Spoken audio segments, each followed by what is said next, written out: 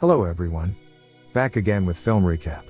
In this video, I will recap one of a thriller film from 2015, titled Road Games. Before we get to the storyline, don't forget to like and subscribe for more film recaps and have a great day. Without further ado, let's get straight to the storyline. The film begins with a scene of someone who is managing a body in some place. After that, the body was mutilated and buried right away. Not long after, the scene switched to a man named Jack. Jack was waiting for a car to pick him up at the side of the road. It's a bit strange when we can see there is a road sign that states to never give a ride to anyone on this road.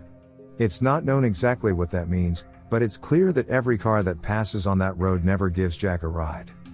Both from newcomers and residents in the area. Jack, who was alone, could only surrender while suppressing his emotions.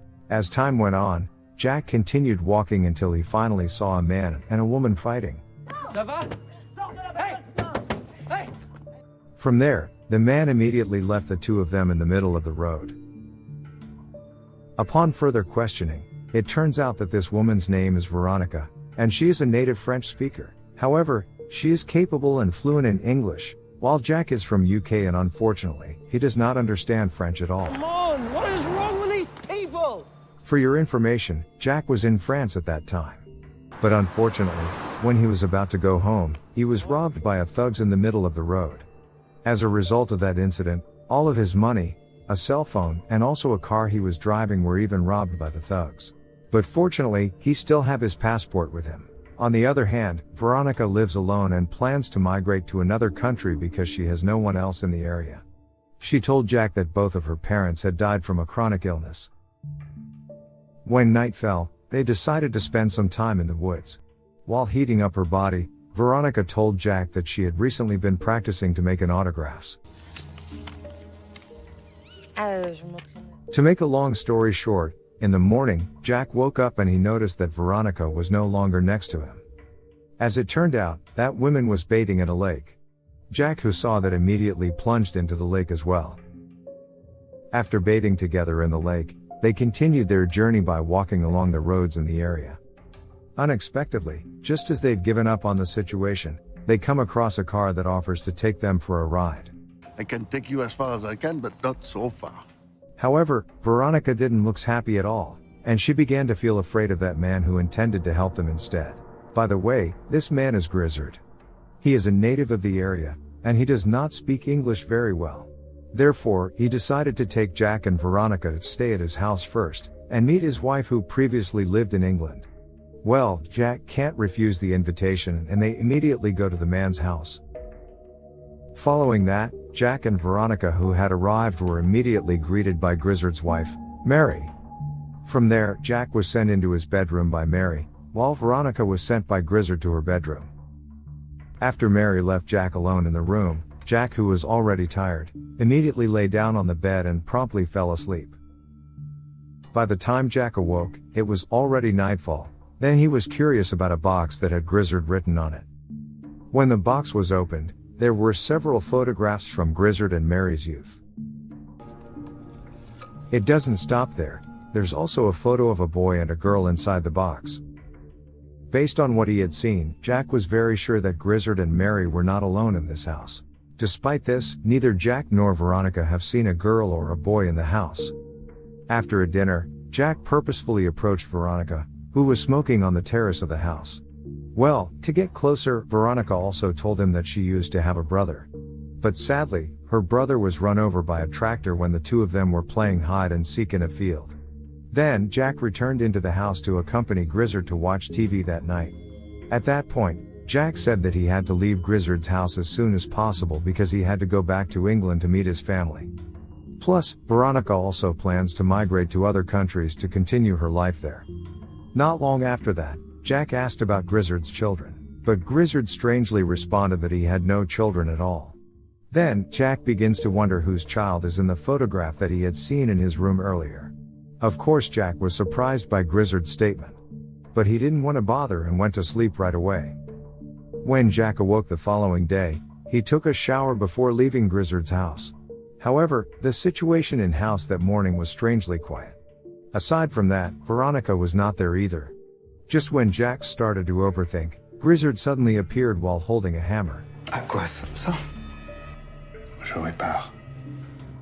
Grizzard then said that Veronica had left earlier that morning, and she didn't feel comfortable to wake up Jack, who was asleep.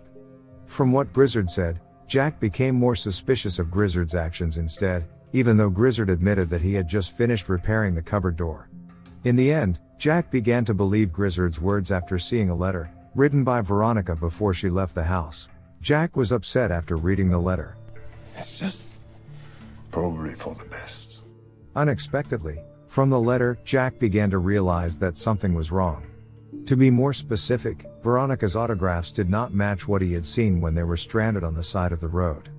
Unfortunately, just as he was about to realize the oddity, Jack was suddenly beaten by someone until he fainted at that moment. When he woke up, he had already been moved to a pickup car, which we had also seen at the beginning of the film. From here, it turns out that Jack was deliberately tied and kidnapped by a middle-aged man named Delacroix. Well, Jack immediately realized that he was already in a psychopath's lair. Ces pauvres bêtes sont tellement amochées que je peux rien en faire. Et puis, parfois... Furthermore, Delacroix also didn't provide more information and even fed him a plate of food. And it turned out that all of the threats Delacroix gave to Jack were nothing more than bluffs. No! Mais non, bougre d'imbécile. He simply did it to stop Jack from fighting him at the moment. After that, the rope on Jack's hand was untied, and Delacroix then took a photo of him with a camera. I'm not sure what is the point of taking his photo. Delacroix then carried him back into the pickup truck while put a duct tape in his mouth. It didn't stop there. Delacroix also intended to anesthetize him with a syringe he had prepared. Luckily, just as Jack was about to get an injection, Delacroix's mind drifted to the stove, which was still burning and emitting smoke.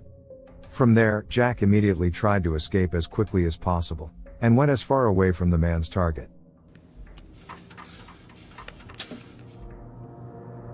After he walked far away, Jack eventually made it back to Grizzard's house. Then, he saw Mary and Grizzard again, who were getting ready to leave the house. After the two of them left, Jack went straight into the house in search of Veronica. And sure enough, Veronica was locked up in one of the rooms. Without further ado, Jack released her right away. But unexpectedly, Grizzard and Mary had returned to the house at the time. That girl cannot leave this house. Fortunately, they both managed to run away from the house. However, their escape was then realized by Mary and Grizzard, who had started to panic. In the end, they couldn't escape since they were just running, compared to Mary and Grizzard, who were chasing them using the car. As a result, Jack and Veronica have no other choice and forced to face Mary and Grizzard. Veronica still not giving up at that time, she then immediately brought Jack to run away to a cabin. They then decided to hide in that cabin. But surprisingly, the cabin turned out to be Delacroix's cabin, and he had also arrived to the cabin. Qui est là? Bon, arrêtez vos conneries maintenant. Delacroix, on the other hand, was confused after Veronica showed herself in front of him. At that moment, Jack threatened Delacroix with a shotgun, until he slipped and was stuck in a sharp iron.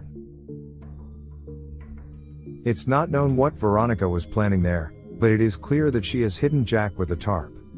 Moreover, Veronica was still not satisfied with Delacroix's death. She then stabbed a knife into his chest. After that, Grizzard and Mary entered the cabin. Grizzard then immediately spoke in French with Veronica. In French, Veronica referred to him as Dad. Mais tu vas jouer avec moi, papa, n'est-ce pas? In fact, he'd still be able to imagine the form of Veronica when she was a child. In other words, Veronica had been lying to Jack the whole time. Same goes to Grizzard, who had told Jack he didn't have a child despite the fact that Veronica was his daughter. At this point, it was revealed that Veronica was a serial killer who could kill anyone for no apparent reason. Moreover, Veronica had also brutally murdered her younger brother, and mutilated him after they had just finished playing hide and seek. So that's why at the beginning of the film, we are shown a body victim and a person who did it, and that person turns out to be Veronica.